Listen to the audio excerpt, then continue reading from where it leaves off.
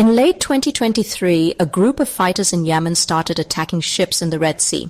Within 6 weeks, the world's largest container lines had pulled out of one of the most important trade lanes on Earth. Not because of a war between great powers, not because of a natural disaster, because a militia, operating from a country with no navy and no formal military budget to speak of, made it too dangerous and too expensive to keep sailing through. This is what supply chain disruption actually looks like in practice, and most coverage missed what was really happening. I'm the host of Supply Chain Daily. I cover the systems and choke points that quietly run global trade.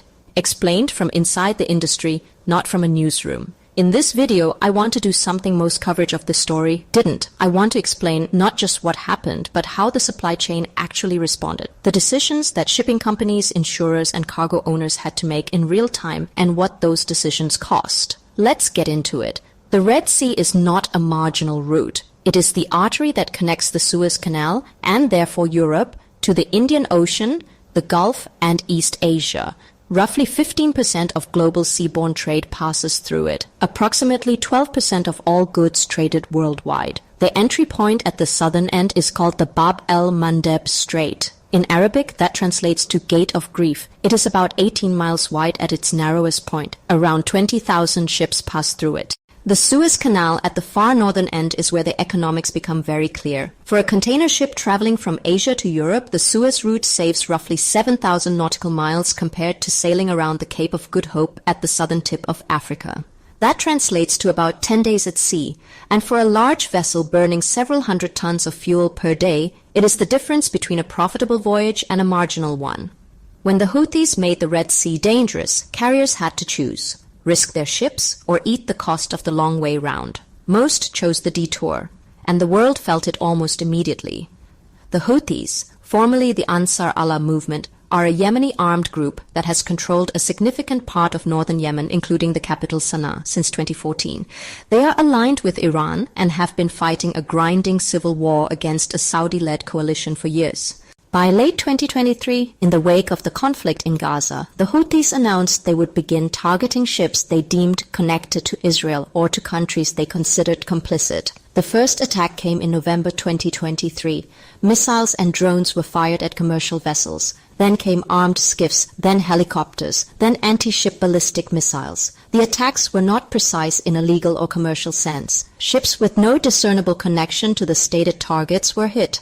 A vessel operated by a Japanese company, chartered by a UK firm carrying cargo destined for India, was struck. The point was not precision. The point was deterrence and disruption. Within weeks, the scale of the military response was significant. The United States and the United Kingdom launched strikes against Houthi positions. A multinational naval escort operation called Operation Prosperity Guardian was stood up. The EU launched its own parallel mission, Operation Aspides. None of it stopped the attacks. The Houthis kept firing, and that changed everything for the shipping industry. Here is what actually happened inside the supply chain, and this is the part most headlines skipped entirely. The first domino was the carriers: Maersk, MSC, CMA CGM, Hapag-Lloyd, Evergreen. Collectively responsible for the majority of the world's containerized cargo capacity, one by one suspended sailings through the Red Sea. Some paused, then rerouted permanently. The Cape of Good Hope became the default route for vessels that could not or would not risk transit. The second domino was insurance. War risk premiums for Red Sea transit, which had been a fraction of a cent per dollar of cargo value, spiked dramatically. At the peak, some brokers were quoting additional war risk premiums more than 50 times their pre-crisis levels. For a single voyage on a large vessel, that premium alone could run into hundreds of thousands of dollars. Carriers passed that cost to shippers. Shippers passed it to importers. It moved fast. The third domino was freight rates. The Shanghai Containerized Freight Index, the benchmark price for container shipping on major trade lanes, spiked sharply in the weeks after the crisis escalated. Spot rates on Asia to Europe lanes more than doubled.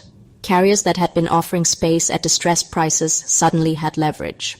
And the fourth domino, the one that took the longest to show up, was schedule reliability. Detour via the Cape means every voyage is longer. Longer voyages mean ships arrive later. Ports that were scheduling 3 arrivals per week suddenly had gaps. Equipment, containers, chassis, cranes ended up in the wrong place at the wrong time. The knock-on effects ran through the system for months. Inside the industry, what struck me about this crisis was how fast the system adapted, and how uneven that adaptation was depending on where you sat in the supply chain. The large carriers adapted quickly. They had the vessels to reroute, the relationships with ports to manage the extra calls, and the pricing power to recover most of their increased costs through surcharges. For the biggest players, the Red Sea crisis was painful, but it was also, perversely, good for margins because it tightened available capacity and gave them pricing power they hadn't seen since the post-pandemic freight spike. The shippers, the manufacturers, retailers, and commodity traders who pay to move goods had much less control. If you had goods that needed to move from Asia to Europe, you had limited options. You paid the higher rate, you accepted the longer transit time, or you looked at air freight. For time-sensitive goods, some moved to air. For everyone else, it was absorb and adjust. The part that rarely gets coverage is what this did to inventory strategy. For years, supply chain orthodoxy had been moving away from safety stock, from holding buffer inventory toward leaner just-in-time models.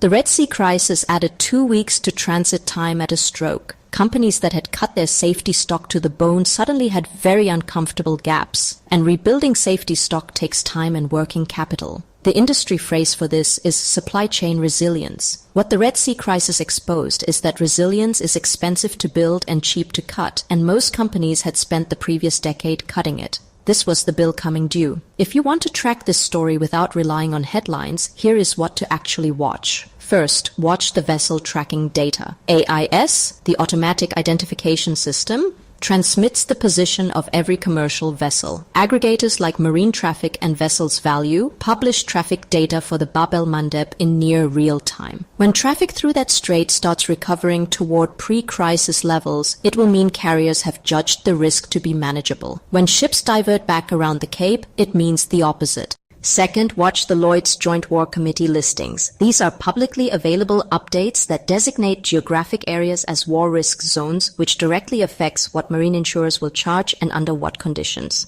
A change in the Red Sea listing is a leading indicator of what carriers will do next. And third, watch the freight rate indices. The Freightos Baltic Index and the Shanghai Containerized Freight Index both publish weekly. The Asia-Europe lane is the one to focus on for Red Sea exposure. When those rates compress back toward pre-crisis levels, it signals the market has absorbed the disruption. When they spike, it means something has changed on the ground. The broader lesson here is one the supply chain industry already knew, but needed to relearn. The world's major trade lanes run through some of the world's most politically unstable regions. That is not an accident. It is geography. The Bab el-Mandeb has always been the gate of grief. The question is always who is manning it. This is the kind of story I cover on Supply Chain Daily. The systems and disruptions that quietly shape global trade explained from inside the industry. If that's the kind of analysis you're looking for, subscribe. There's a new one every Thursday and Saturday. And if you've worked in shipping, freight, maritime insurance, or logistics, I want to hear your perspective in the comments. What did this crisis look like from where you were sitting?